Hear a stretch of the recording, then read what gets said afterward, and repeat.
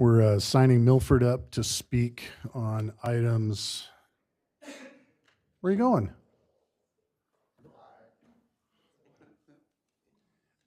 Just check that Rhonda's online. She's good to go? Okay. We want to play with any of that just to make sure we can hear her and all that stuff.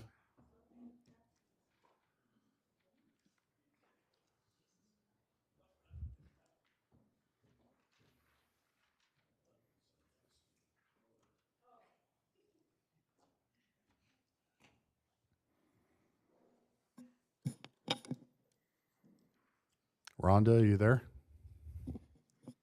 Yeah, I can hear you. Okay, good. Okay. You can hear me? Yeah. Yes. And we did have Ron here for a second. He's on this corner. There he is. Got it. Awesome. Okay. All right. So we're going to go ahead and call this meeting to order. We had already previously been in a closed session beginning at 5:30. I'm going to ask legal counsel to report back out on that. Yes, thank you, Mr. Mayor. The council met in closed session to discuss labor negotiations with the bargaining units listed there on the agenda, and direction was given to staff, and there's no other action to report. Okay, great. Thank you very much. Madam Clerk, would you please start with roll call, and then we will have the invocation and pledge of allegiance. Thank you, Mr. Mayor. Yes, I'll take roll. Councilmember Popescu. Here. Councilmember Rigsby. Here. Mayor Pro Tem Daly. Here. Mayor Duper. Here. Thank you. Oh, I'm sorry. Councilmember Spencer Wong. Here. Thank you. We have a quorum. And just to advise the audience, Councilmember Spencer Wong is meeting via teleconference. So therefore, all our votes will be taken by roll call for our council member. And I do apologize. We are experiencing some technical difficulties with some of our equipment.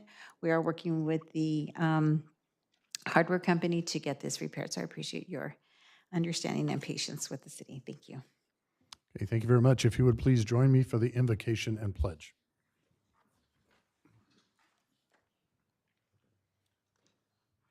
Dear Father in heaven, thank you once again for the opportunity to come together and discuss important matters of our community.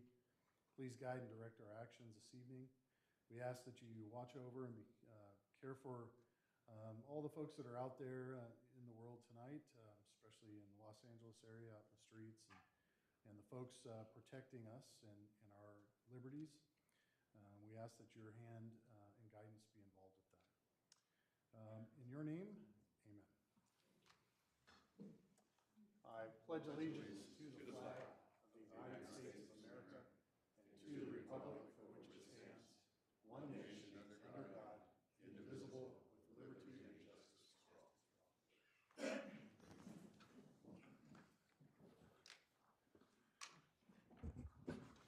All right, Mr. City Manager, are there any items to be added or deleted? No, sir. We're going to move on to public participation. Anyone from the public wishing to speak on a non-agendized item, please either step forward or submit a slip. Where's Milford? No? Okay. Seeing none, we're going to go ahead and move on to our scheduled items, beginning with 2A, and this is a presentation on First Public Hydrogen. Mr. Mayor, members of the council, I'm pleased to present to you the CEO of First Public Hydrogen. And today we have Jason Cottle with us. This is a clean energy solution. And as part of his presentation, he'll be sharing about a first public hydrogen utility in the United States based here in Southern California. And as part of his role is to lay a groundwork for a scalable hydrogen infrastructure that includes supplier vetting, transparent procurement, and a robust delivery system. So without further ado, I would like to introduce Jason Cottle to you. Great. Thank you, Andy. Mayor, council members, thanks for having me. You guys run an efficient meeting. This is really cool. We get right to it. It's good. Let me introduce myself, who I am, and what we're doing here. So I am Jason Cottle. I'm the CEO for First Public Hydrogen. I was formerly the city manager of Lancaster for 6 years and been in Lancaster for 16 years. Prior to that, I was a city manager of Tehachapi for a decade. So I come to you from local government. And a little bit of background on why we're here. We've been very successful. Our mayor is very active, entrepreneurial in the energy space, specifically with CCA and behind the meter solar, where we formed Lancaster Choice Energy was the first city to create a CCA. And now we manage 8 other cities' CCA portfolios. Quietly, we've got Rancho Mirage, Pico Rivera, Santa Barbara, Pomona. You wouldn't know that we're the nerds in the back, but we are. And they manage their CCAs very successfully. So from that effort, the mayor says, we want to be a hydrogen city. And we didn't know what that meant. We knew a couple things we wanted to do. One was produce hydrogen, right? Identify uses for hydrogen was key, and then create jobs and those things associated with hydrogen. And with everything we tried to do was always try to make money as well, make a revenue stream to be self-sustainable. Went through the process and realized that there's a problem in the hydrogen market. First was the chicken or egg thing. So we were successful in the development of hydrogen. We permitted rezoned land in Lancaster. If you have a picture of Lancaster, we had 6,000 acres on the east side of town that we rezoned for hydrogen development. And that's a significant scale of hydrogen. We're successful in permitting those projects, or a number of different projects out there. Once we did that, we're like, great, let's go buy some hydrogen and start stationary power opportunities, turning our fleet to hydrogen fleet, as well as powering buildings from a demand management and emergency operations perspective. We found out that the market is broken for cities specifically, small transit agencies, even large transit agencies, as it relates to scaled green hydrogen.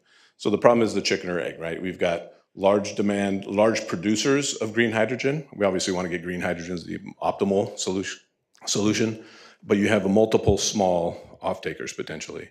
So we said, the mayor said, well, let's try to fix that, right? If we want to engage in this process, let's try to fix that. Let's use the same model we used on our CCA space, try to do that with local government. And the way we look to it is the solution, at least the way I do, being in local government all my life. If we find solutions, I generally think municipal government, local government is the best way to find that solution. Because your city manager, your assistant city manager, your staff, we have a very effective way to do things. I would also say that we as municipal governments have very broad powers in not only energy, but in transportation, business development, economic development. So municipal government fits really well into this space. So we created First Public Hydrogen. It's a joint powers authority between the City of Industry, City of Lancaster, Fresno has joined. We have Roland Water District has joined. We're meeting with your council, saying, hey, let's try to partner in this opportunity with the goal of reducing that risk for producers so that we can get new energy sources developed, and 2, that we can participate as off-takers collectively to accomplish a number of different things. So we created First Public Hydrogen Authority. We've got a fully operational board, some of which you may recognize, but our goal is to aggregate the demand, number 1, so that we can, as cities, transit agencies, work together to go procure collectively a significant volume of hydrogen. 2, then use that hydrogen with the ports. Obviously, Loma Linda doesn't have a port. Industry has a very robust transportation space, so they're engaged. We're also looking at the transit systems, which is Foothill Transit, Sunline Transit. All the transit agencies are converting and then merging with them to try to develop this industry together. The key component in this for cities is not only the fleet and the mobility of hydrogen and actually converting our fleet, but the second component of that is stationary electricity. And that is where we can create new economic development opportunities, where we can, I drove by that beautiful hospital, by the way, where we can provide resilience through hydrogen and power from a standpoint of that, and also provide a demand management when we look at the energy costs. As you know, energy becomes a very significant role in any business and any opportunity. So we have a statewide authority. So if you become members, we then are partners in trying to accomplish some of these goals that we've identified. We are partnered with Arches. If you've been involved and engaged in the hydrogen space, Arches is the statewide hydrogen hub that was funded by the feds up to $1.2 billion. Now that is up in the air right now, so the likelihood that Trump is going to give the Governor Newsom $1.2 billion is pretty limited, but nonetheless, Arches is kind of that statewide hub. We're partnered with them to kind of create this market starter, getting this opportunity to build this demand through municipal government. Our board is the mayor of Lancaster as the chairman. We have Newell Ruggles, who's a council member in industry, and Bob Hertzberg, which I'm sure you know Bob or heard of Bob as a state senator and legislator. Tanya Peacock's an environmental engineer. We have Aura Vasquez as a climate activist Jack Brower, who's the professor at UC Irvine in fuel cell technology and hydrogen. And then we have Ernesto, who's the LA Orange County Building Trades. So this is a statewide entity. This is not a political board. This is an active board. So we look at it from a standpoint of, we hope to have 30 or 40 members. We don't hope to have 40 board members, but we hope to have 40 city managers, 40 general managers of transit agencies working together to try to develop this industry as municipal government. We help the producers, but more importantly is we're talking about off-takers. Like, how do we develop this industry for ourselves? And I think that's why we're here today, is the more we have this opportunity as local government to do this together, it expands our opportunities for economic development and revenue generation. So if you picture, and there may be some saying, how do we turn this into a stationary power source? Hydrogen can be converted to electricity through fuel cells. So once that's available, and cities have the constitutional authority to do municipal energy. So the opportunity is a couple of things for local government to get engaged in that is, one, through stationary power, two, is to decarbonizing your fleet.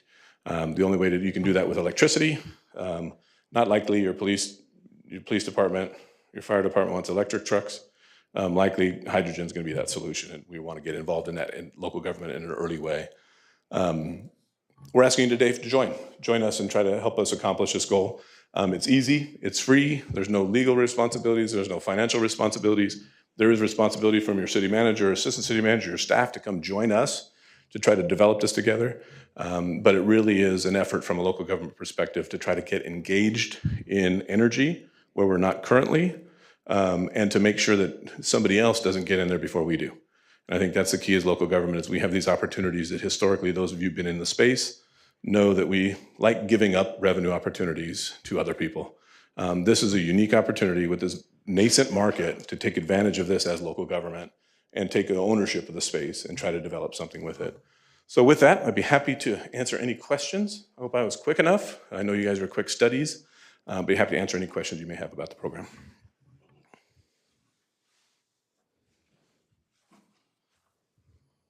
Ron? I am the city representative to Omnitrans. And there is a state mandate that you're no more details about than do I, I'm sure, about, I'm trying to remember the date, but 2030 or 2030 plus, we have to have all public transportation that's zero emissions. One of the challenges that we're dealing with is there's CNG. There's different technologies. CNG, electric, and hydrogen. And one of my frustrations as a member of that board is, why isn't somebody doing the research to assess the advantages and disadvantages of each of those different formats? Help me out here.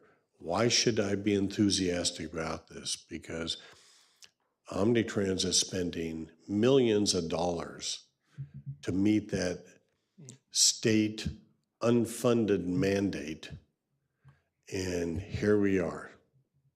So go ahead. Yep. So there are two. Natural gas is not a solution because there is combustion associated with that, so there is emissions. So you have two solutions. One is battery electric and hydrogen. And what we're saying today is, It's not what the CNG people say, by the way. well, they're So, wrong. They're wrong. Okay. Yeah, they're Okay, wrong. okay, Yeah, but that's not if what it's I've heard from combustion, them. yeah, if they're using natural gas and it's not combusted, then it doesn't. Yeah. It's fine, but they will combust natural gas in some form. There'll be some emissions. So you have electricity and hydrogen. They both serve very important roles, right? A vehicle, a transport, a regular car is probably, electricity is the best choice for you. If it's a dial-a-ride van or a point-to-point small thing, small van, then electric's probably gonna be your best choice. Up and down the state, transit agencies have done that analysis. Now, it's odd to me that every transit agency does their own analysis, which is always fun and interesting, because I think we as cities don't do it that way. But they have seen that hydrogen, in certain roles, in areas, hydrogen works better. The challenge with hydrogen, when you look at cost competitiveness, right now battery electric is cheaper than hydrogen. So they see that as an opportunity. What we're trying to do collectively, hopefully with Omnitrans, is that once we go out there together collectively and buy molecules together, that price will come down and actually be cheaper than electricity. And we know likely, based on some of the numbers we've seen, cheaper than diesel. And the ports do a diesel challenge, right? The ports don't, long haul trucking cannot be done on battery electric. So they're looking at hydrogen as the only solution. So then you're diesel competitive, right? You're not talking about natural gas competitive. So when you look at diesel competitive, the numbers we're seeing collectively, if we organize this market together, is going to be cheaper than diesel. And the operational efficiencies are the same as diesel. I'll take your word for it. Yeah. The other question is, there is total chaos right now with federal funding. And there are projects that are in place, that have been funded, that have been cut off. That is what it is. What is the federal funding situation with hydrogen? So currently there's a multiple ways that the hydrogen is funded. One is through the Big Beautiful Bill. If you heard of that one, there's the tax incentives. Well, now we're back into questions. Right. So you have the beautiful bill's not always big and beautiful to everybody. No, but it is. That's the nomenclature is Big Beautiful Bill. There's one little bitty line in there in the Big Beautiful Bill that is 45V, which is a $3 subsidy for the production of green hydrogen. That's going to be removed. So that $3 subsidy that was in there before. So if you're making it at $10, the developer would get a $3 subsidy and a tax credit. That's going to be gone. Likely going to be gone. The other source of funding was which is the ARCHES money that we talked about, which is out of the IR, I think it's the Investment Reduction Act. There was $1.2 billion funded to California Hydrogen Hub that is likely to not exist either. So those are going to be away. Neither of those were funding us and what we're doing. Neither of those makes Omnitrans less compliant or more compliant, right? Omnitrans still has to comply. Our municipal fleets still have to comply. We just don't have the federal tax incentive to do that. So it costs more money to us and our taxpayers. Now, the feds have talked about removing the requirement for zero tailpipe emissions, which then will probably impact the marketplace. The city I used to work for is probably not going to convert every one of their fleets. They're not going to tell their police department to drive electric vehicles if they're not required to. So that has a big impact, but that hasn't been decided yet. So they still are required to do this modification, regardless of that federal income or federal subsidies. Thank you. So when I go to the next Omnitrans board meeting, because I pressed them pretty hard on saying, we've got these different technologies which require different technicians, and et cetera, et cetera. Why are we trying to do all three at the same time? And frankly, I don't have a good response. Right. And according to other people that have come and testified at that board meeting, everybody's trying to figure out what's the best option. Mm-hmm. What do I tell them about what you're proposing and how that would be a best option? Well, I don't know it's the best, right? There are multiple options, you're right. What you'll tell them is that we've got an agency we're working with that they can work with as well and join. They're obviously a municipal entity themselves, a JPA, where the price of fuel is going to be a direct determinant of what technology they choose, right? So right now the price of fuel is $32 a kilogram, right? Which is 5 times the price of a gallon of diesel, right? By collectively operating in this system, we can lower it cheaper than diesel by buying bulk. And that's what you tell them. And then that would determine their technology choices. Because right now everybody's sitting on the sideline saying, I'm not paying $20 a kilogram for a hydrogen molecule. It just is going to cost my operations 3 times, 4 times as much. So why are they not telling me that? Because I'm saying you've got 3 different technologies. What are the costs? What are the benefits? What are the liabilities? I don't have satisfactory answers. Right. And I hear you saying that hydrogen is going to be the least expensive. Am I wrong? That would be our goal, yes. Sounds like maybe Your you oughta- goal, but is it? Well, we're in the process of doing I'd this like now. to win the lottery. That's my goal. Yeah, well, but let me tell you, if we go out, we have pricing now in the RFP that we submitted, which is a federally transit agency authorized procurement process that would make it the cheaper option. Obi, you had some questions? Thank you. Can you give us a little more insight as to where's the economic development benefit that we as a city could achieve by joining your JPA? Yeah, so there's a couple of things we're looking at with cities in the hydrogen space, and this is visionary stuff. So your proximity to the freeway, right, is very important from a transportation perspective, coming out of the ports, which will likely be hydrogen-powered trucks. There's opportunities in the station aspect of that, actually selling fuel. There is an opportunity on the stationary power side with hydrogen where if you have a new development, the hospitals say they're expanding I saw a new big building going up, that they're expanding their space and they have limitations on the energy grid, which I know we face in Lancaster and the other cities we've talked to face that as well. As if you have a new data center that wants to come in, a new Amazon building, a new hospital expansion, a new hotel, they can't even power much anymore. We have the opportunity as cities to partner in developing those systems that can power those assets. And that we being you guys, right, we're the nerds in the back, we being you guys have this opportunity to actually fund energy that's cheaper than the current grid to allow new development at a more affordable rate. And that would include backup, emergency backup generation. That would include demand management systems where your peak load is shaved and you're saving your members money, those types of things. And you would run that as a city agency or through us, whichever that may be. What kind of footprint do you anticipate we need for that? So with the stationary power component, it's very small. So when you're looking at manufacturing hydrogen, and I think that's where Lancaster comes in and other areas come in from a scale perspective. But as it relates to the utilization perspective, we're talking fuel cells that are very small, cabinet level size equipment that will power facilities. And then you would import that fuel from multiple locations. There's one in Ontario currently that's manufacturing hydrogen today. We've got multiple sites, depending on Sand District. I don't know if you guys are in which Sand District you're in, but in LA County Sand District, we're partnering with them to use their sanitation gas and convert it and then powering their fleets with it. So the manufacturing can be small too, depending on the technology. So if you're capturing gas on your sewer plant, you run it through what they call an SMR unit, which is very small. We have a technology that actually takes ethanol and converts it to, so you could put it on your yard in your fleet, right? Where it takes ethanol, which is transported regularly everywhere, that converts that to hydrogen that you can use actually in your yard. It looks like a fueling station. Above ground, but it looks like a fueling station. Dr. Rigsby. Are you going to grease the skids with gray and black and brown hydrogen, or are you going to go straight to green? I noticed on our screens, your screen looks kind of turquoise. Yeah, the bidders that we have, so we did an RFP to go solicit fuel, so we know what the price is, so we can answer some of those questions. It is not a green-only solution.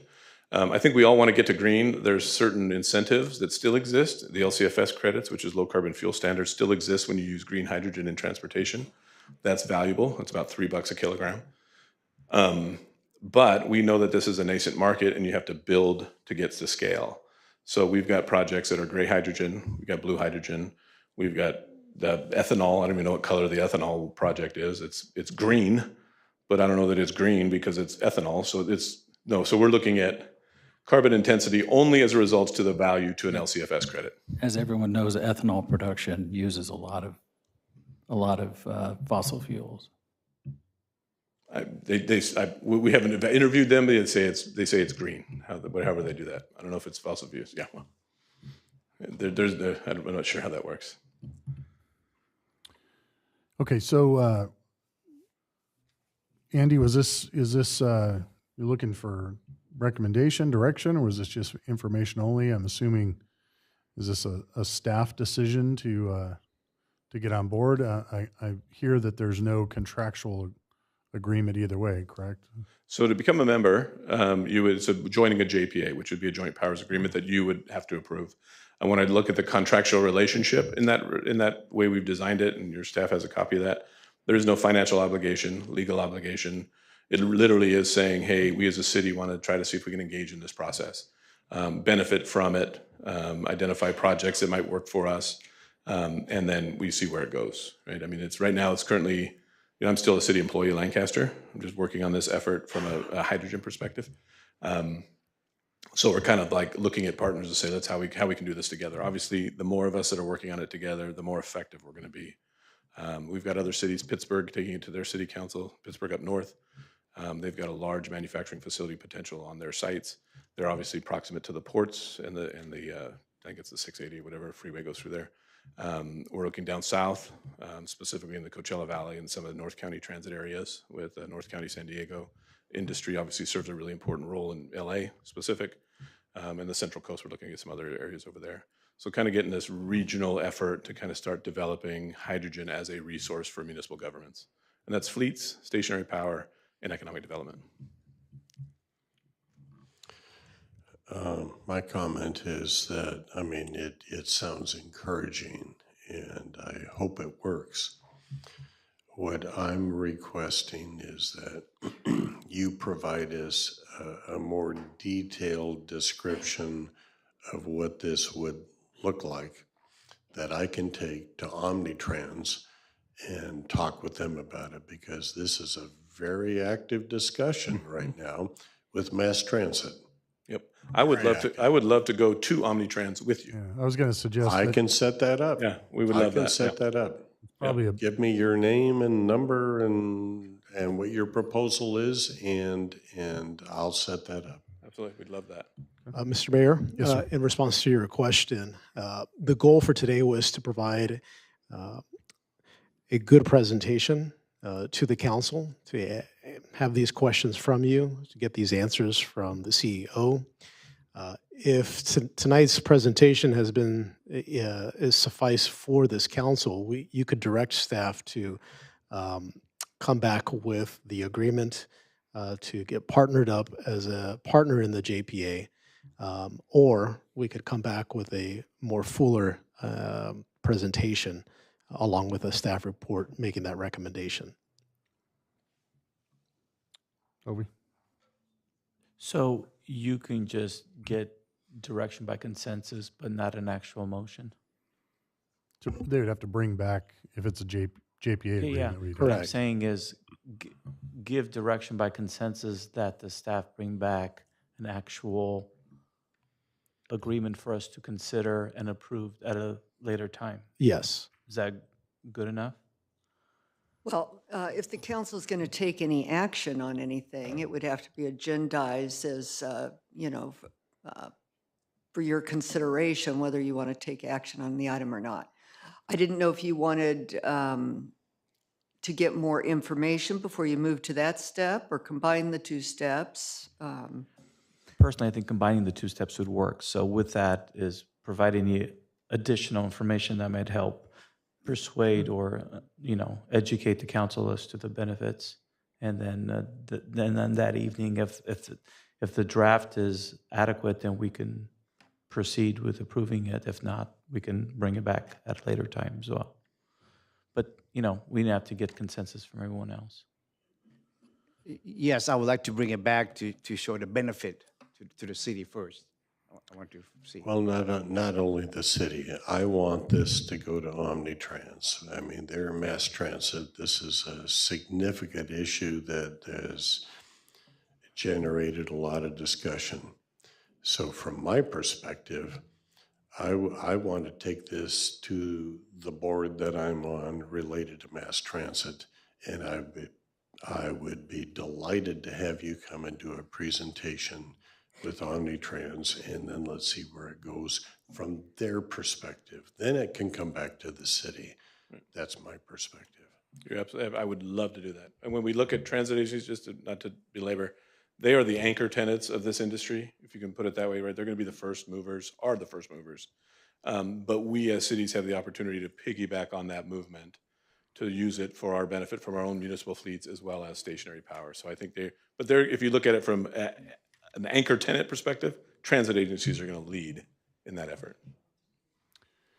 Okay, hey, Rhonda, I just want to make sure Yeah. we don't miss you if you had any questions. Yeah, I had a question. In addition, I know we talk about the benefits, but in addition to the benefits, I want to see the adverse outcomes.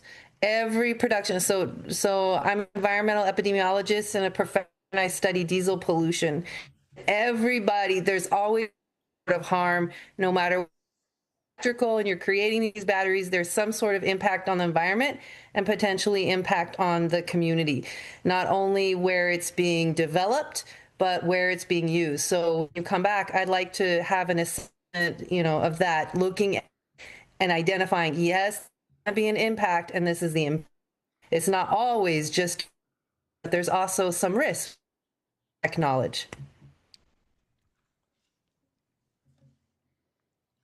Okay. Mr. Mayor, yeah.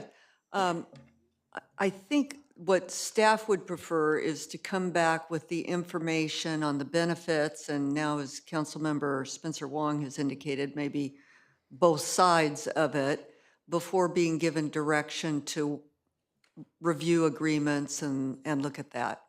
So more of a two-step, I guess, would be staff's suggestion. That's fine. You okay with that? You're right. Okay. It sounds like we have a pretty good consensus on that. No. Okay. I know you're accustomed to see me down there I by am. Dusty, but yeah, This is messing with I'm me. over here now. I want some details in a presentation to the transportation experts so that they can help provide perspective on what the advantages and disadvantages are before. I mean, these are wonderful people. We all want what's best for Loma Linda. We don't know that. We don't know about this stuff. So I want to take this to people that actually understand it and can review the options and make a recommendation that I can bring back to this council. Would love to. Okay.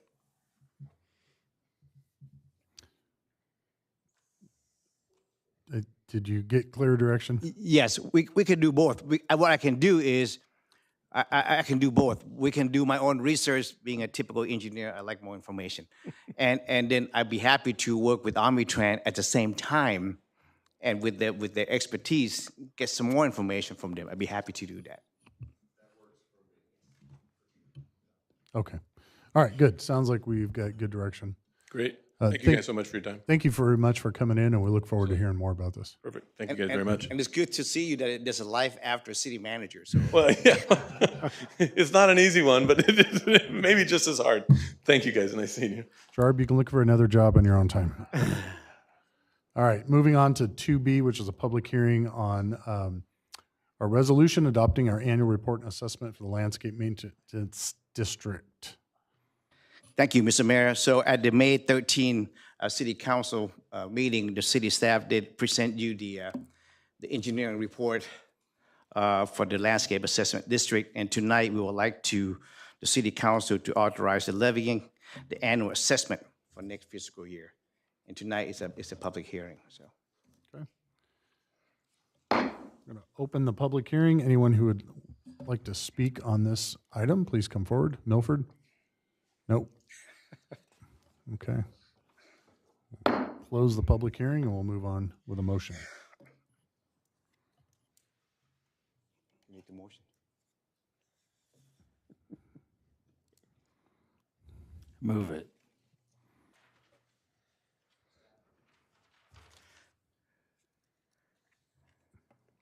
Second. All right. We have a first and a second. Madam Clerk. Motion is to adopt Council Bill R-2025-16, a resolution of the City Council of the City of Loma Linda, California, ordering the continued maintenance of Landscape Maintenance District Number 1 and confirming engineer's report and levying assessment for fiscal year 2025-2026. I will take your vote. Councilmember Popescu, Yes. Councilmember Rigsby, Yes. Councilmember Spencer Wong, Yes. Mayor Pro Tem Daly, Aye. Mayor Duper. Yes. Motion carried unanimously. Thank you. Thank you. Moving on to 2B, which is also similar and related, or I'm sorry, 2C, which is our streetlight assessment district. Yes, thank you, Mr. Mayor. So again, at the last city council meeting on May the 13th, the staff did present to you a engineering report for the streetlight assessment district. So tonight, we would like to request that you approve the authorization to levy the annual assessment for the next fiscal year. And again, it's a public hearing. Okay, we're going to open the public hearing. Looking for all the people running forward towards the podium. Seeing none, we'll close it and entertain another motion. Move it. Second. We have a first and a second. Ron, did you have a comment? No. Can you, No, not Rhonda. Ron. Sorry. check what Rhonda first. No, she thought I was saying Rhonda. Oh. So, Can you summarize what this is? Yes, sir. And this is what it is there's a cost to light up all the street light here in town. And when we have a subdivision that come in to build a group of homes, we assess each home for the cost for maintaining those street light. And how is this related, if in any way, to the transition to LED? Yes, we have been replacing probably a majority of them now are to LED light bulb. Yes. And the whole idea is to reduce the cost, electricity cost. So this is all part of the same plan? Yes, sir. Okay. And thank you. when there's opportunity to get the grant funding to help replace the light bulb, we done that. Thank you. okay, we do have a first and a second. Madam Clerk. Thank you. Thank you. Motions to adopt Council Bill R-2025-17, a resolution of the City Council of the City of Loma Linda, California, ordering the continued maintenance of the Streetlight Benefit Assessment District Number 1 and confirming the engineer's report and the levying assessment for fiscal year 2025-26. I'll take your vote. Councilmember Popescu, Yes. Councilmember Rigsby. Yes. Councilmember Spencer Wong, Yes. Mayor Pro Tem Daly. Aye. Mayor Duper. Yes. Motion carried unanimously. Thank you. Thank you very much. Moving on to the consent calendar. Move. Second. We have a first and a second. Madam Clerk. Motion is to approve the consent calendar as submitted. Councilmember Popescu, Yes. Councilmember Rigsby. Yes. Councilmember Spencer Wong, Yes. Mayor Pro Tem Daly, Aye. Mayor Duper. Yes. Motion carried unanimously. Thank you. Thank you. Now we're into old business, 4A, which is a second reading of an ordinance amending our municipal code to establish the new fire hazard severity zones. And we beat this one up pretty good last time. Back to our fire marshal.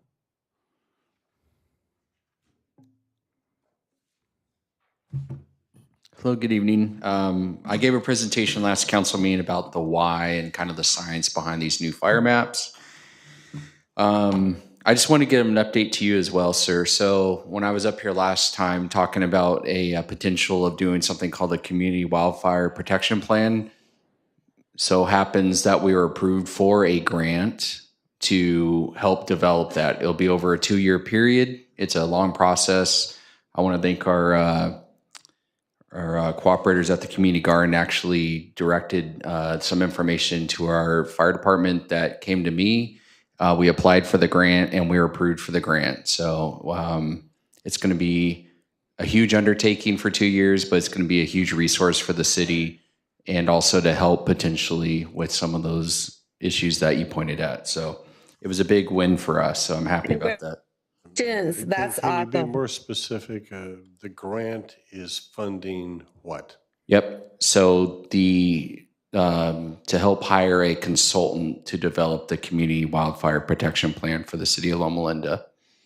Which will have impact on, and I appreciate you giving me cards, and I've talked with multiple people. Yes, sir.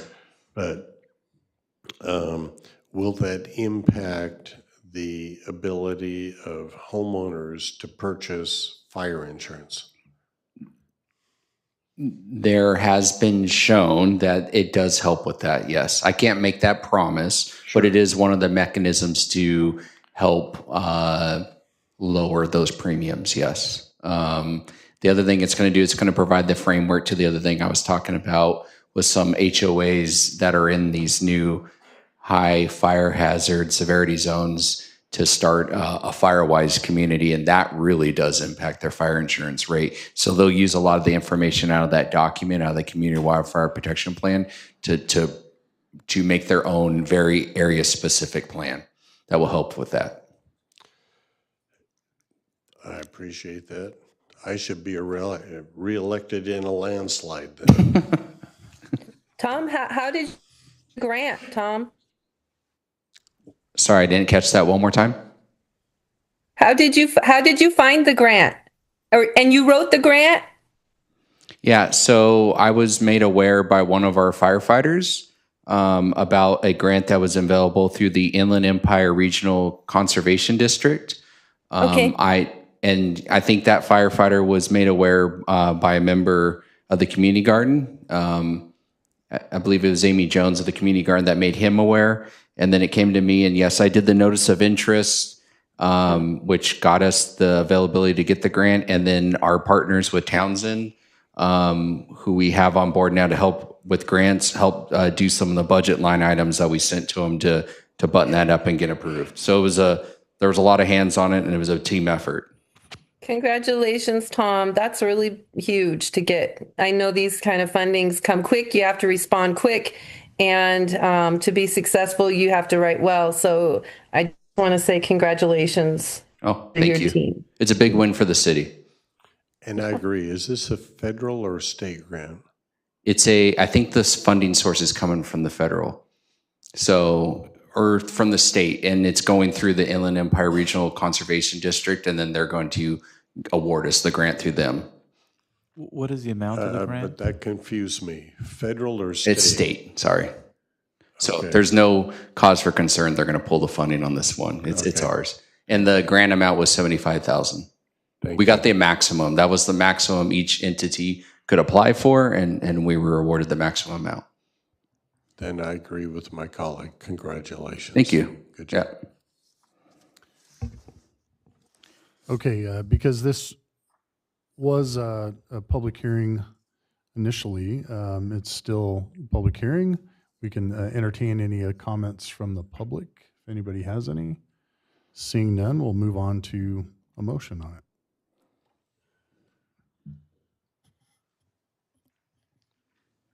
Move it. Second. We have a first and a second. Madam Clerk.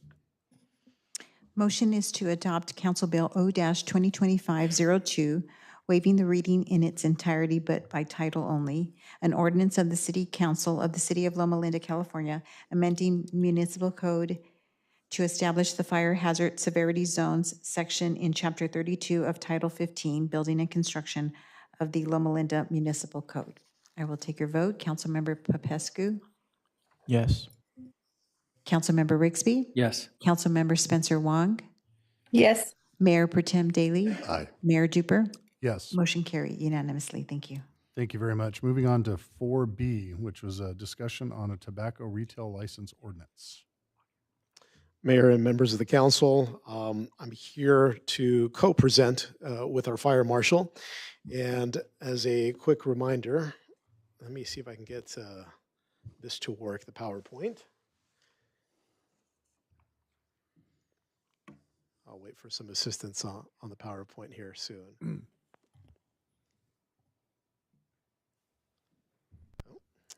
going to have to go back to the beginning on this one. All right, we can start there. In April, the City Council directed staff to provide a comparative analysis of the tobacco retail license ordinances, specifically from 3 of our neighboring cities within the county, Adelanto, Colton, and Hesperia. We're going to cover this and also the potential considerations for the City of Loma Linda should the city council desire. And we'll be covering local feasibility and enforcement costs, levels of violation, enforcement by our sheriff's department. And at the conclusion, we will seek your direction on next steps. Briefly, as a reminder, in our previous presentation, staff informed the City Council of the California Cigarette and Tobacco Products Licensing Act of 2003. This is where retailers selling cigarettes and tobacco products are currently required to secure a retailer's license from the California Department of Tax and Fee Administration. This cost to retailers is currently at $265 and is required to be renewed annually. These funds that are used by the state are for health, education initiatives, including some law enforcement activities. Staff also provided information on additional tobacco retail licensing programs enacted by local agencies. And this is what brings us here this evening. And so as part of this PowerPoint, I've been working with our supervisor of code compliance, who is also our fire marshal, Tom Ingalls, and he will be assisting me with the remaining slides.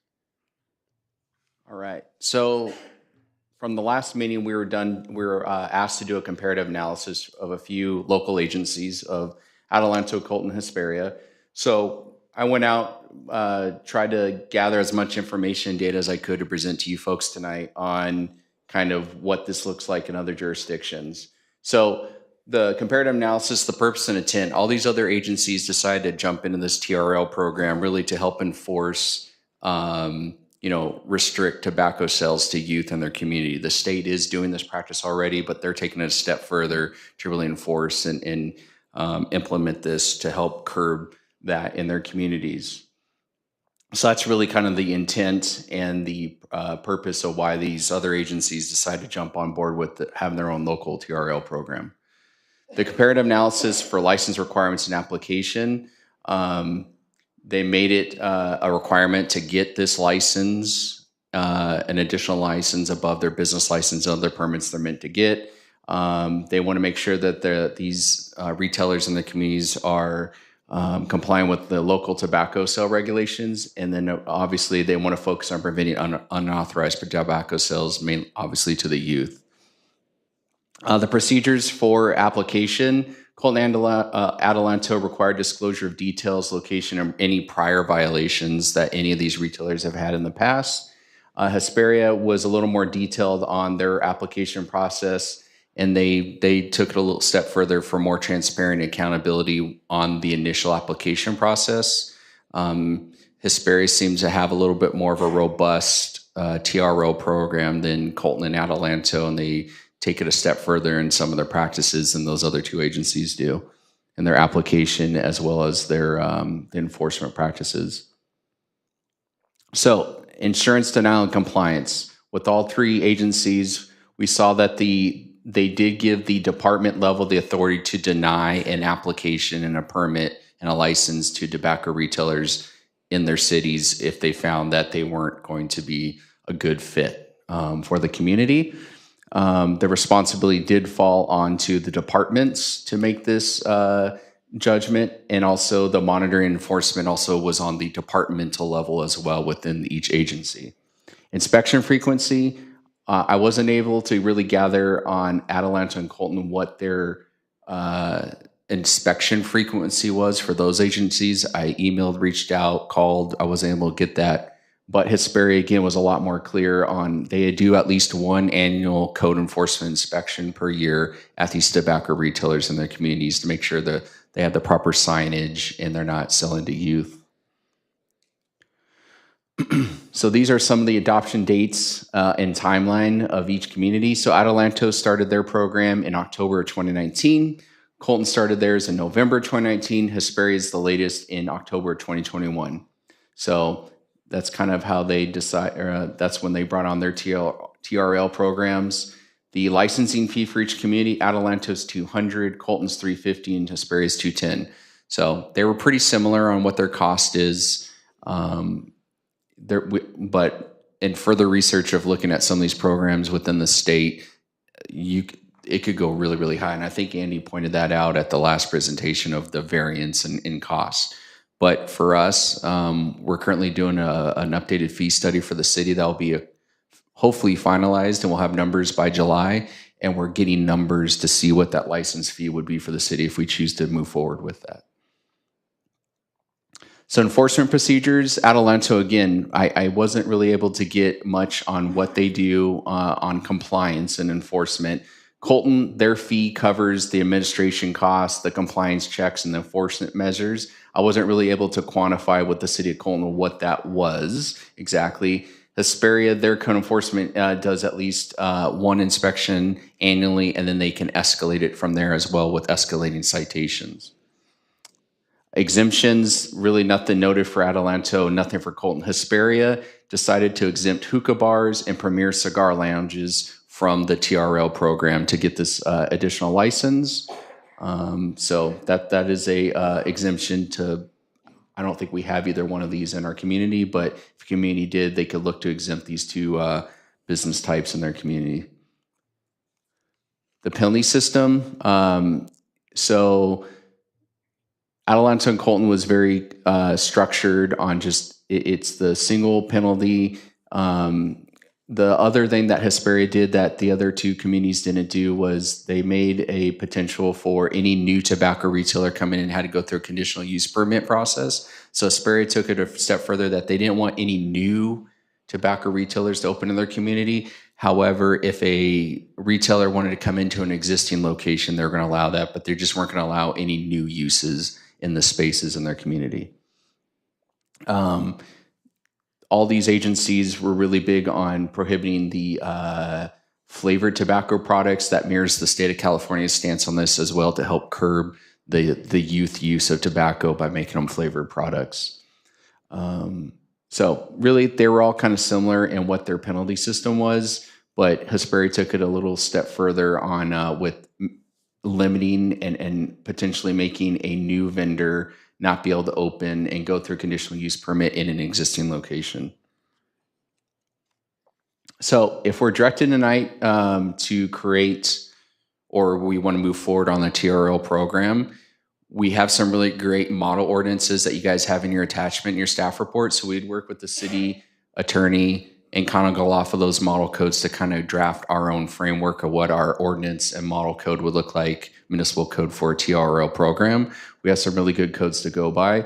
And then we're also currently working on a fee study right now and a structure on what the cost would be to those businesses in our town, so we can recoup all that cost, doing the enforcement measures in the community and the administrative cost of it. When it comes to violations, there'll be infractions. We would lead the effort on doing the annual inspection of the licensing and the signage. If we find a vendor that maybe needs a sting operation, or we want to take it a step further with enforcement, that would be with our cooperators at the sheriff's department. They would be the ones that would do that, not city staff. That would fall in the sheriff department.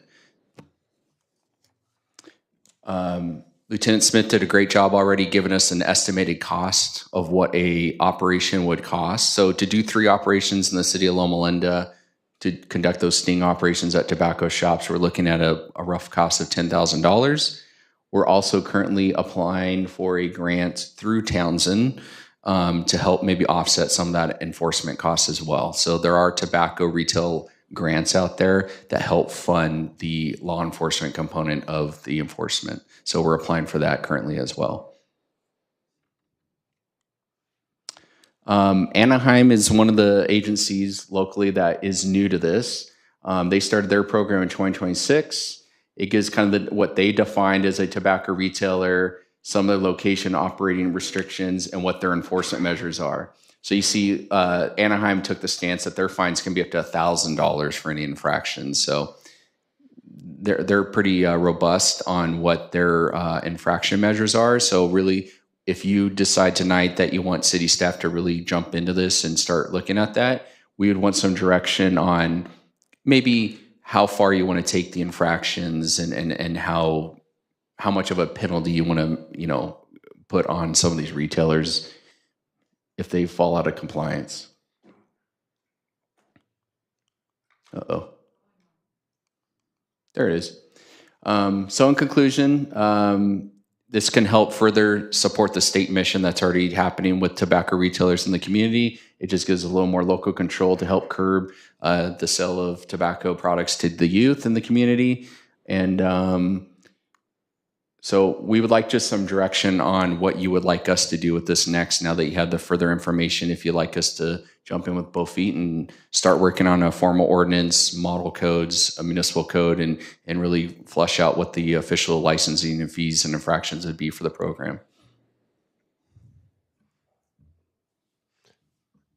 You're nodding to me, so I guess that means I'm on. I was going to wait for Dusty to pontificate a little bit about this, but in the city of Loma Linda, for us to have any measure of opposition to this proposal is political suicide. I mean, that's crazy.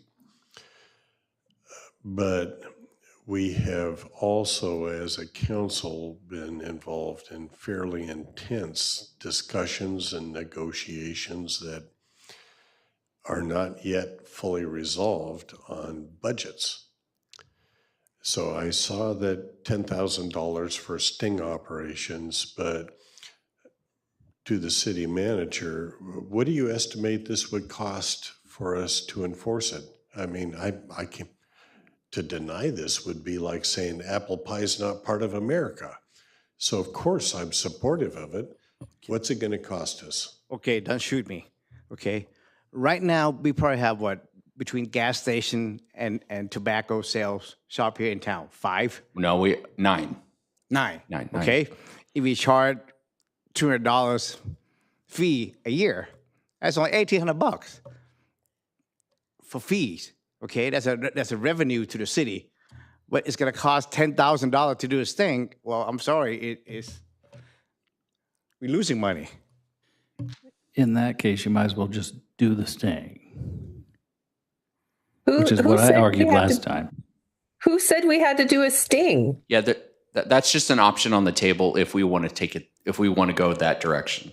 I will say that you don't have to do a sting operation with the sheriff's department. I'm just saying if we want to, some jurisdictions go that route, but their police departments or their contracted agencies are the ones that do it on their behalf. So we just want to get a cost estimate to you, and if you wanted to do that. But beyond the sting, Yes, sir. we're talking about people paying to secure a license to sell tobacco products. Yes, sir. Correct? Yep. And then the sting is outside of that. Yes, sir. So that's why we're doing So what do we estimate the cost to the city would be to begin to implement something like this, where we require anyone that's selling tobacco products to be licensed to do that, and then they're subject to a sting? Our hope is to be cost neutral, like zero cost.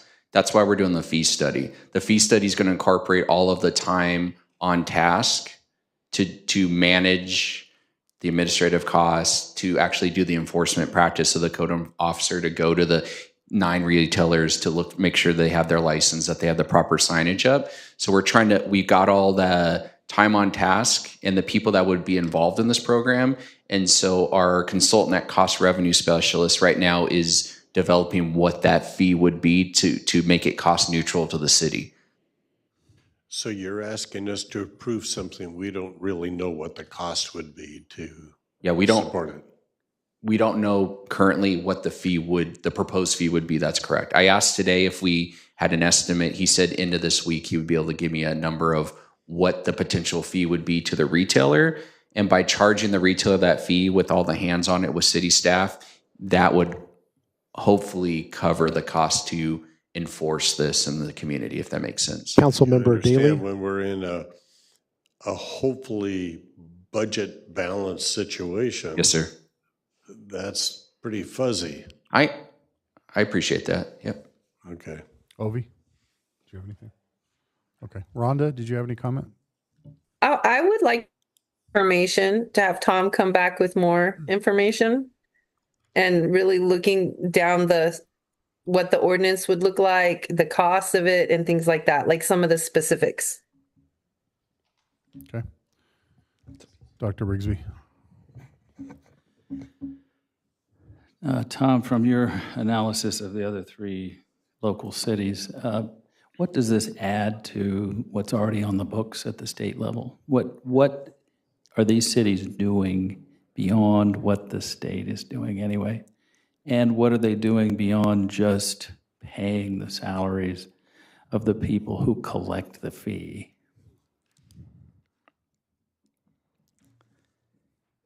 Great question. You want me to help you out with that one? No, I mean, I'll be honest. Colton and Adelanto, I wasn't able to get a lot of information and get a lot of answers. I think there's a reason for that. Hesperia definitely is very clear on what their intent and purpose is and why they do this. I don't know for sure, but my assumption, and that's all it is in Tom's opinion, when I was going through this comparative analysis, is I don't know what the benefit is to the retailers in a few of those cities and to the community charging those fees and maybe not being clear and defined on what the enforcement practices are. I will give you that. Hesperia was very clear on what they do. There's other agencies like Anaheim and other LA City and LA County that have very robust programs. So I just really think it comes from you folks on how robust you want this program to look like. I probably have an answer, but go ahead. Yeah, because clearly those fees are not going to dissuade anybody from selling tobacco. So, No, sir. And as we heard last time, they can just shine us on, and it costs us more to enforce and collect than it's worth. It's also clearly not enough to do any kind of an enforcement because you price the enforcement and it's $10,000. And absent enforcement, to my view, it doesn't add a single thing to what the state does. And one of these, you said, they basically are mirroring the state rules, With flavored tobacco. With flavored tobacco. So, it kind of reminds me of performative bureaucracy. It's just we're just saying we're against tobacco, and we're going to run this program that basically pays for its own collection process, and that's it.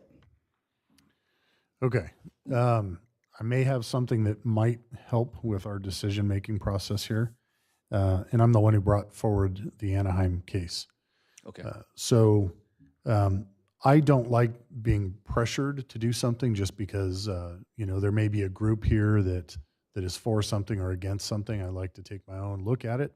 And I think Dr. Rigsby and I are very much on the same page. There has to be a benefit to it.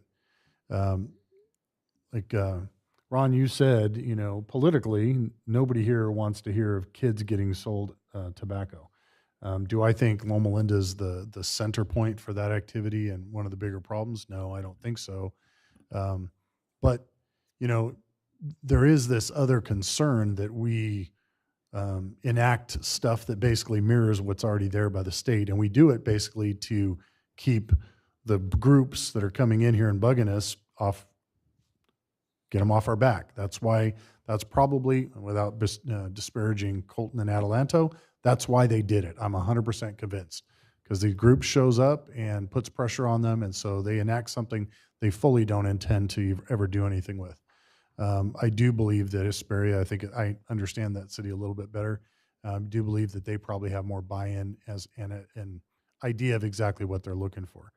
I did a lot of my own research on this. I reached out to, obviously you guys know my profession and what I do, and I reached out to a lot of to folks in my circles, and the Anaheim situation was actually a student of mine, recent student. He happens to be the sergeant that's quoted in the article that I sent to some of you folks, and I'll send it to everybody else here. Their ordinance was very specific to a problem not dealing with selling to underage minors, but where smoke shops and tobacco shops were running illegal gambling operations in the back. Recently, that's something that I've seen actually in the city where I work. So I know that is a problem, and I know that exists. And I think what Anaheim was looking for in terms of their ordinance was a tool to support addressing that activity. So by licensing the tobacco shops, that gave them the authority to be able to go in and do inspections and thereby address some of the illegal gambling and other adult-related businesses that were happening inside of these tobacco retail establishments. So to me, that gives a little bit more of a reason behind doing something like this in terms of why we would spend the money and effort if we were having that problem. You did point it out on your slides, and I had it selected here in the article, that one of the things that Anaheim did is they created a definition and basically said that a tobacco retailer is only a place where 15% or more of their store's visible inventory is dedicated to tobacco paraphernalia and products like cigarettes, cigars, and pipes, meaning it wouldn't necessarily apply to the gas station. It wouldn't necessarily apply to the grocery store. It would apply to specifically tobacco for sale retailers. And those were the places they were experiencing the issues with the other adult-related illegal activity. So I think there's a very interesting kind of lead with that we may consider if this is a direction we want to go, because it doesn't unnecessarily hamper the chain retailers that are not maybe prepared for that, such as your large food stores, your gas stations, things like that, which realistically are probably not the ones that are selling to minors anyway. It is these one-off stores that are doing it, and they are specifically dedicated to this type of activity. So whatever that percentage is, they landed on 15. They did a lot of research on this, so I don't know if that would be something we could look at. Yep. They also had a couple of the other things in there too, such as operating hours and from distances from schools and all that. But I'll send you guys a link to an article here where they talked about it at their council meeting, and it was really more to address that other illegal adult activity, but they kind of killed two birds with one stone type of deal. So I don't know if that changes the temperature here and how you folks feel about it, but to me, that made it a little bit more palatable.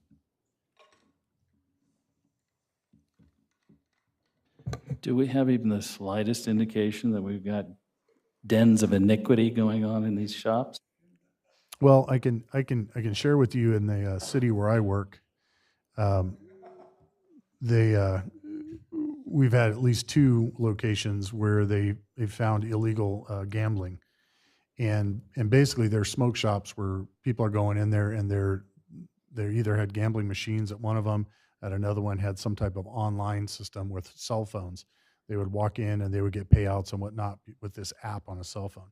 So it can happen in a lot of places you may not realize it's happening. And I'm not saying that Loma Linda is the center for that either. However, if we did suspect that, or if the sheriff's department needed a tool to get into one of those businesses, this type of ordinance would provide that tool for them and make it pretty easy.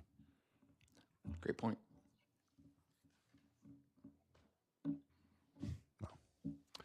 All right, so do we have a direction, or what do you folks think? One more comment, and we can seek a direction. I appreciate your comments. That puts it in a context that I didn't understand. And I don't want to be inappropriately practical, but to oversimplify a complex situation, yes, we want to eliminate tobacco products in the city of Loma Linda. That's the easy call.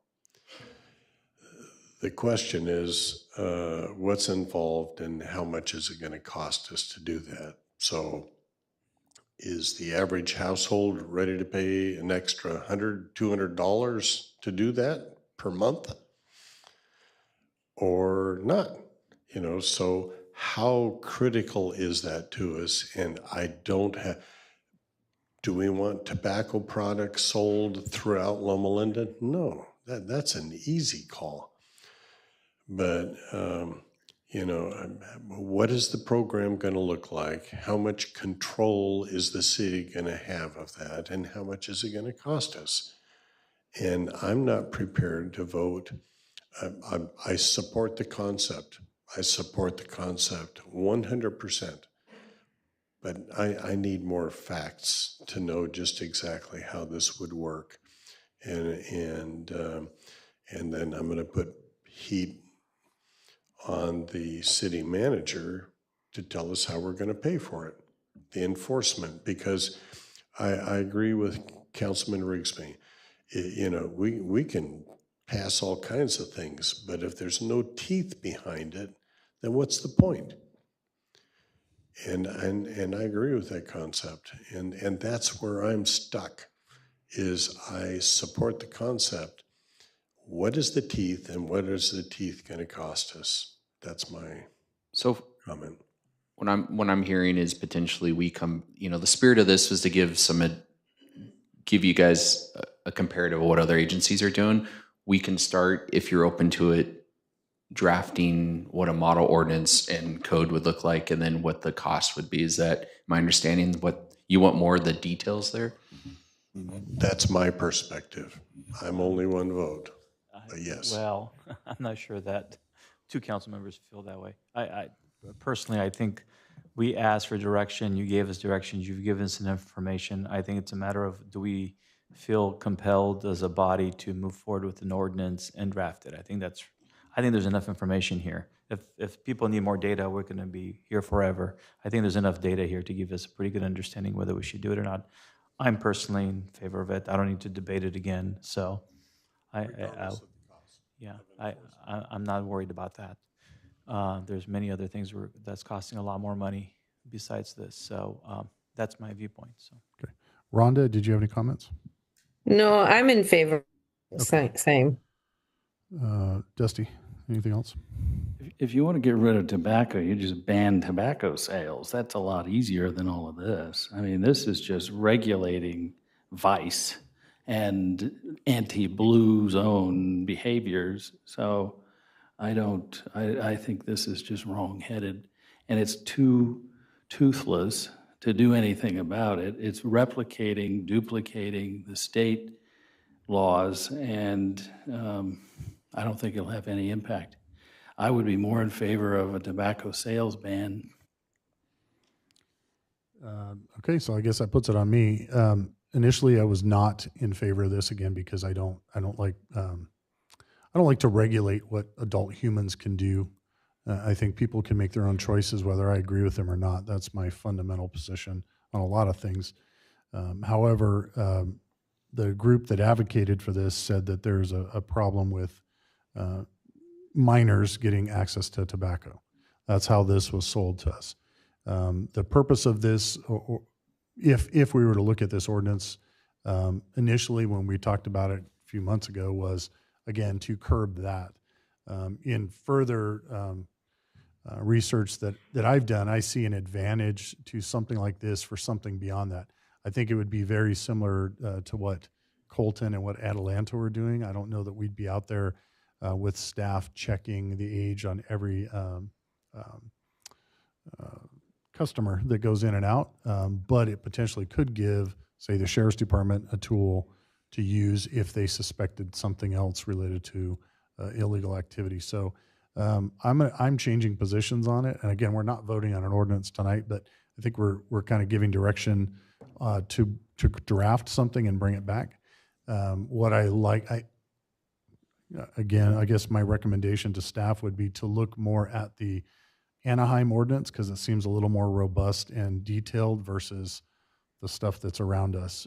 And maybe that way we get to somewhere where we're all kind of comfortable. But and when this comes back, it doesn't mean that we'll have 3 votes to vote it in. It's just to move this forward. I do agree with Councilmember Popescu. I don't like just bringing back stuff for more and more and more and more information. We either do it, and if it doesn't have enough muster, then we don't pass it when it comes back. So my thought. Yes, sir. I'll just ask the question again. What do you think this adds to state law as far as the sheriff's department is concerned? And if you need entree, they've already got it. No, I think this gives specifically, looking at what Anaheim did was to give them a tool that says they have the legal right to go in and inspect these types of businesses, which allows them to investigate that other illegal activity. Why can't they do that under state law? I don't believe the current state law does not give the local police departments the authority to do that, is my understanding. Otherwise, Anaheim wouldn't have needed that. So, local law enforcement can inspect with alcohol stuff, and they can walk into any alcohol establishment, do inspections, things like that. But I don't think it applies to tobacco, which is why I believe Anaheim went this route. So that could also be a question that could be answered when we bring back a potential ordinance. But I would rather you put something together and bring it back. We either vote it in or we don't. Okay. And then if we don't, then we're good. We all move on down the road. You guys okay with that? Yeah, get me the answer to my question. What does it add to what's in state law? And Vis-a-vis enforcement. I'll put you in direct contact with the supervisor there that runs the program, and he might be able to help you with that. Thank you, sir. Good? Yes. What was the total? I didn't get a sense of. It was 3-2. Okay. Thank you. Okay. We are now moving on to new business, and this is Jarb's favorite part of the year.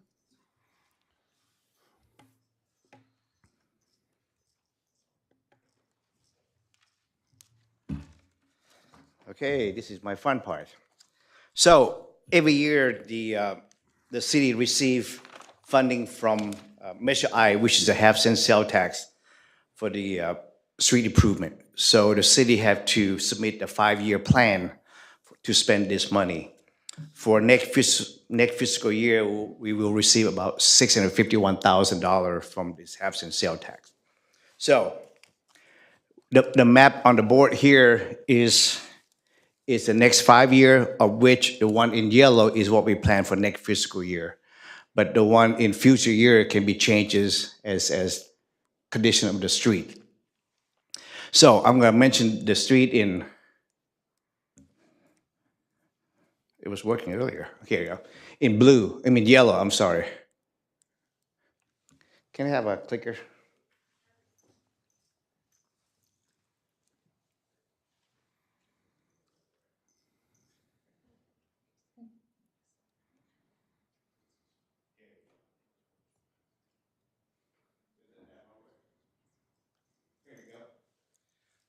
So next fiscal year, I plan to do a clear coat on Anderson from the bridge crossing the railroad track to the intersection of Anderson and Redlands Boulevard, and then pave Court Street from Anderson to Ohio, pave Benton Street from Barton Road to the end, and then Cole Street from Anderson to the east end. And then we're gonna do a clear coat on Barton Road from Mountain View all the way to California Street, New Jersey from Barton Road to Citrus, and Citrus from New Jersey to the city boundary. In addition to, okay, let me finish. And then we're gonna do a survey seal on the subdivision at the southeast corner of the city. A lot of time is the Measure I, which is only $651,000. It's not enough to do all of the street. So what I do is I combine a gasoline tax, which was a SB1 funding, which would get about $600,000 also. And for the street that we just annexed this from the county a couple years ago, we plan to widen the street, put in curb and gutter and sidewalk along this New Jersey and Citrus by combining the funding with a traffic mitigation fund to do all this improvement. So again, with just a Measure I, we can't do all of this, but when we combine different funding sources, we can do them. In addition to the street improvement, we also do the remove and replace sidewalk, handicap ramps, curb and gutter at various locations. So if you notice that I usually do the curb and gutter repair handicap ramps and sidewalk prior to pavement rehabilitation. Because to put in the curb and gutter, we have to cut part of the street to set the form, and then put the concrete in, and then repave the street at the same time. So this is my plan for next fiscal year. And then for the purple, which is the following year, 26, 27, I plan to do Lawton from Campus Street all the way to Loma Drive. Also Lawton from Mountain View to Whittier. Redlands Boulevard from California Street to Mountain View. Mountain View from Redlands to the freeway on-ramp. And then this street in North Central neighborhood. And Van Leuven from the bridge to the Academy, to Orange, I'm sorry, and then up into the Academy. And then also part of Redlands Boulevard from Anderson all the way to the city boundary. So that will be the following year. Now, the way we do pavement rehab can be a surface seal, the clear coat, or grind overlay with rubberized surface, similar to what we did in front of your house. So it's a different method for different condition of the street. The following year, 27, 28, will be the color rate. So this year, we completed Beaumont from Mountain View all the way to Whittier. So 27, 28, we'll do from Whittier all the way to the city boundary, or with the railroad track, the city boundary further to the east now. So we plan to do Bryn Mawr from Beaumont to Lawton. This Juanita Street and Little 2 Street here.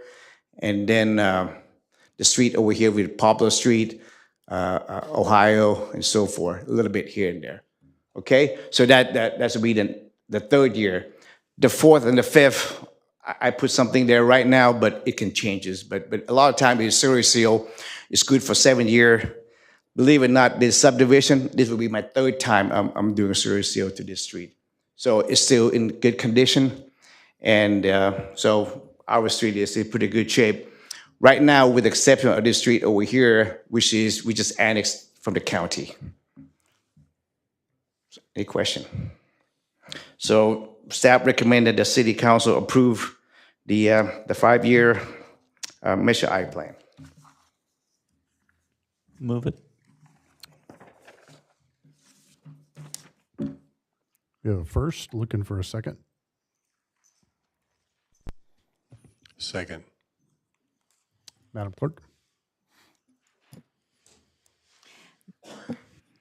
Motion is to adopt Council Bill R-2025-13, a resolution of the City Council of the City of Loma Linda, State of California, adopting the Measure I 5-year capital improvement plan for fiscal years 2025-26 through 2029-2030. I will take your vote. Councilmember Popescu? Yes. Councilmember Rixby? Yes. Councilmember Spencer Wong? Yes. Mayor Pro Tem Daly? Aye. Mayor Duper? Yes. Motion carries unanimously. Thank you. Thank you very much. Are there any reports of council members? Not a report, but issues to raise. Two.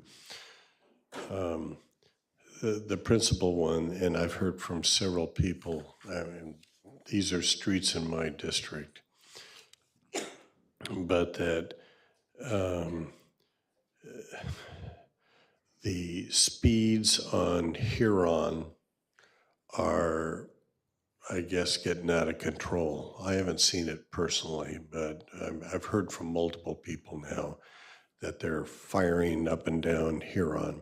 The other that's related is up and down, and this I've seen because I take my dog for a walk every night on Mountain View, and especially motorcycles on Mountain View going north. I mean, it's incredible. I can't believe how fast they can actually build that speed. This is between Lawton and Beaumont, the stretch? Between Barton and Beaumont on Mountain View. So, I mean, I guess that's actually directed towards Sheriff's Department. So we'll look for you out there. But I don't know if you've heard I could this do some before, but extra I've patrols. heard just in the last month or two, I've heard multiple issues with it. Okay. I will let my traffic folks know about those areas. So every time the city manager brings these to my attention, I make sure to put my folks on it. So, Perfect. thank you. And I'll be sure I'm driving at the speed limit or less when I go up those streets. I've got a comment on speeding on Huron. Yeah. Huron is a very curvy street, and it has off-camber turns that are somewhat a white knuckling experience. If you drive the speed limit on Huron, you're at the edge of your contact patch between the tires and the street. It's not safe at the speed limit. And I've driven that street many times on Sunday mornings when the pink shirts are going by, and they're all, and I'm going the speed limit, and they're all doing the universal pink shirt signal, which Yeah. slow down. Yeah. And I'm going the speed limit. So I'm not sure people are speeding as much as they're going the speed limit, and the speed limit's a bit rich. Well, fair enough. I'll tell you specifically where the issues are coming up. And that's at, Huron and,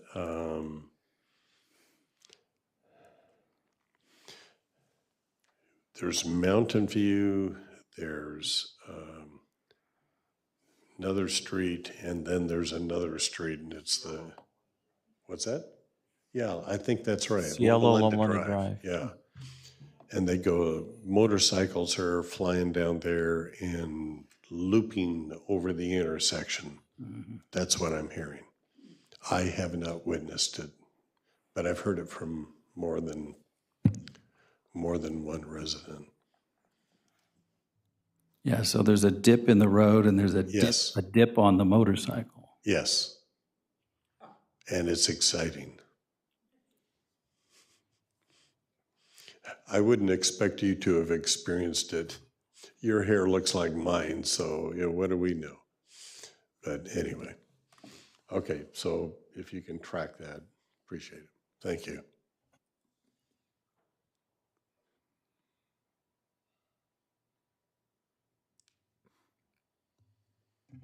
Okay, is that it? No other comments? Rhonda? Okay, reports of officers? Yes, sir. Yes, I would like to report that at the next city council meeting on June 24th, there will be a workshop, right? By the city attorney. Well, there was some discussion because there's also going to be a closed session. Right. So my question is, if we do a workshop with the planning commission, if we do a workshop at 4:30 earlier, is that okay? Or So I'm on vacation again. Oh. I'll be out of town, so if I'm able to attend, it'd have to be by Zoom. 24th? Tell you, these people from the sheriff department, they're on vacation half the time, I think. I'm trying to figure that out.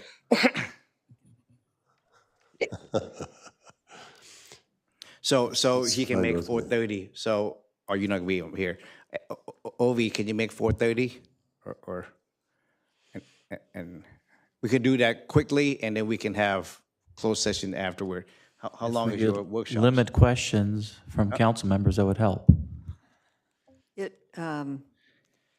It's going to be between 30 and 45 minutes, or closer to 45. Can we move it to a time when there's not another closed session? Because it's adding, like, all my daughter is on their summer break now, so I have all these maintain and wrangle. I thought 5:30, but we have the closed session, a different closed session. We can move it to July meetings because hopefully by July we have the budget approved. We know closed session. Yeah, it's better if it's two closed sessions same day.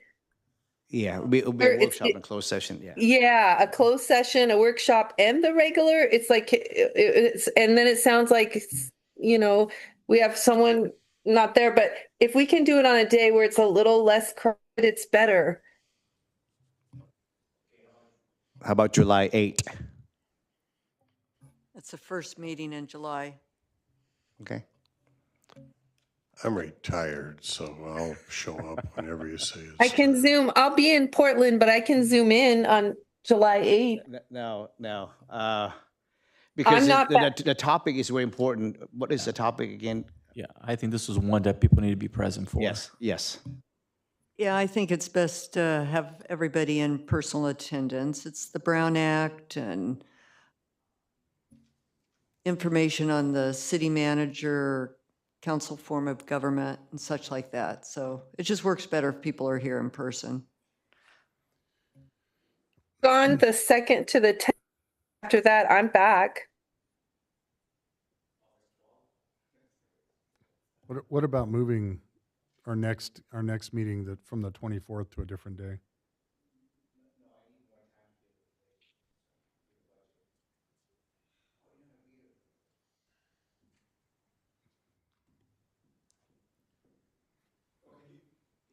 Zoom in, please. I can try, yeah. Okay. The goal on the 24th is to get the budget approved so we can operate in July, so.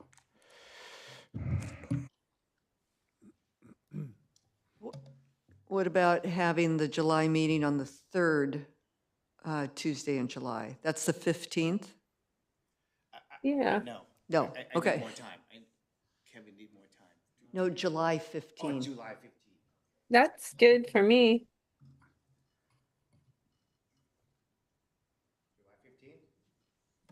And that'll be the one meeting for the month? Yeah, I'm probably not going to be here. Well, 4th? 4th Tuesday. It's a good thing I don't go anywhere myself. If we go dark in August, the 22nd of July would be a nice intermediate time.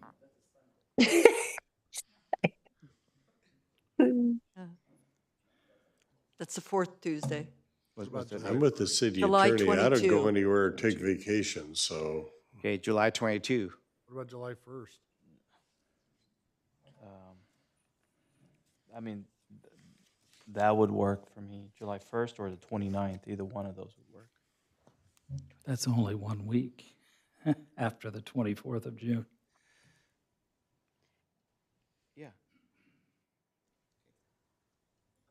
July 1st? But do we need to schedule at the same time as a council meeting? Can we just have it as a separate? It's going to be a separate meeting. Why have twice as many meetings? No, I'm just curious. So if we do it, you're saying that would be the meeting for July? No, we could do the 20. Can we do that? We could do That'd be great. We could do the 22nd as a meeting for The July. 22nd? And then we could have a dark August. I don't know that I'm going to be here on the 22nd. But you don't have to, anyway. Who votes for a dark August? I do. No, well, if we do it on the 1st, not have the next meeting until end of August. That would be the ideal.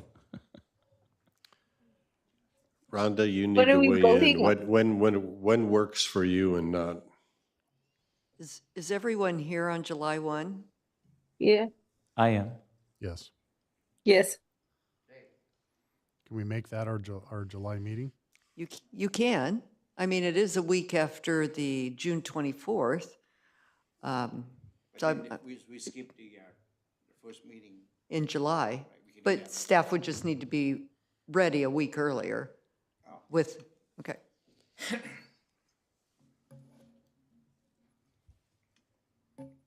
So July 1?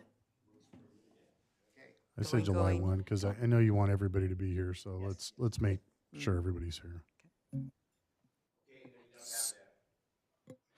We don't have the July 15 meeting. Oh, July 8th. Pardon me? Our regular meeting for July would be July 8th, so. July 8th, then we so wouldn't it'll have be July 8th. July 1st, where we'll hold the workshop and our regular meet, or it'll be a special meeting? It's not yeah. So on the 24th, our council would have to adjourn to July 1st. Yes. Okay.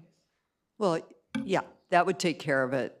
It's like a special meeting, but you wouldn't have to do the notice if you adjourn from June 24th to July 1. Okay.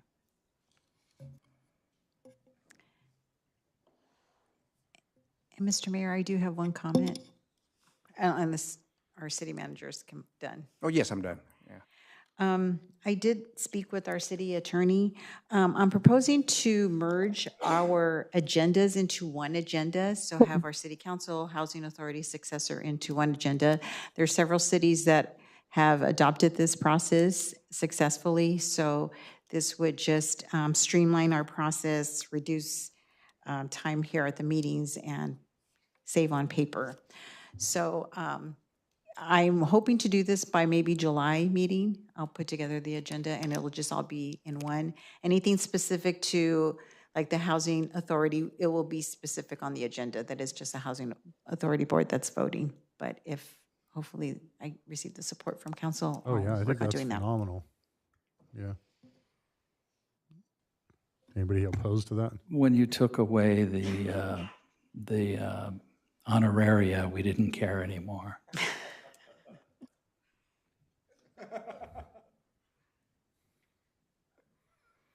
Thank you. Okay. What time are we meeting on July 1? Doing a workshop at 5. Regular? 5:30? 5:30, and then the city council at 7. And then Okay. we'll be with the planning commission members. I know this is going to sound so petty, but the topic did come up in closed session earlier. We may need to vote on an approved and not approved list of food vendors for closed session. So maybe we can talk about that. So, Actually, they're feeding us on that one. Are you going to feed everybody on that meeting? I don't think so. That's a workshop, not a closed session. he feeds us on workshops. No. And the planning commission? Okay. That might be on their approved list. Okay. All right. So I think we're good with our council agenda. Madam Clerk, what do you prefer? Housing Authority? Yes, please. Okay. Let's move on to the Housing Authority. And as you're bringing it up, I'll ask Mr. City Manager, any items to be added or deleted? No, sir. Anyone from the public wishing to speak on a non-agendized Housing Authority issue, please run forward. Milford, there's got to be something at some point. All right. We'll move on to the consent calendar. Oh, we do have a comment.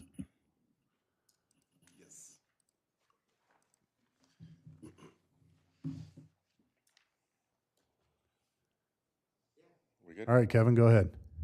I have a short comment related to Mr. Daly on the streetlights. So in Beaumont, they have the Loma Eloper Agency, and they're the runners. They're doing the half marathon on that route. I don't know if you know, but there are many senior citizens who are gathering that Sunday. I did join that from the Drayson Center along that route, on that specific route, on that highway through Beaumont, and that's run every Sunday. And that specific route is designed for the Thanksgiving race here in Loma Linda. Everyone comes for that route where people have been making those complaints about the motorcycles that you were talking about and the speeding. So I thought you understand that with the pink shirts, that's the club there. And so, of course, we see a lot of activity there and they will complain. My complaint with that is that there's no safe running space on Beaumont and Huron to help avoid those speeding vehicles, especially over that hill where they might not see that speed sign and the cars might not see me until they're too close to a pedestrian based on the design. So I would encourage the city to reconsider taking up those complaints that you've been hearing seriously, just to make that a designated safe running area or something like that. And so if you have the authority to do that, because I know the runners and that race would appreciate that, because that follows along that specific route from Beaumont through that park area. If there's a way to make that more safe for pedestrians, because people are on that every single day on that route. I see the senior citizens there. Is he talking about just on Sundays or other times? Every day. Every day. I ran it myself from the university campus at the Drayson Center over to Huron Street, all the way to Mountain View. And it's on Beaumont. Sometimes I'll go through the park, but sometimes I'll cut across Beaumont. And both are, it's very common to have the walkers and senior citizens there, also there at 5 in the morning, walking every morning. It is a very popular pedestrian route. And your concern is speeding cars and motorcycles? Yes, motorcycles and cars. It's unsafe for visibility. I've seen older ladies walking there every morning that live along that route because it is a well-known in the running community. And the vehicles are speeding over and don't realize that there's a lot of pedestrians in that area, especially when the sun's coming up right in the morning. It's blinding. If I'm running west on that route on Huron and the sun is behind me, and the cars that are coming the opposite way are along a curve, will be surprised to see me because there's a little bit of a hill right there in that space. Yeah. So if there's a way the city could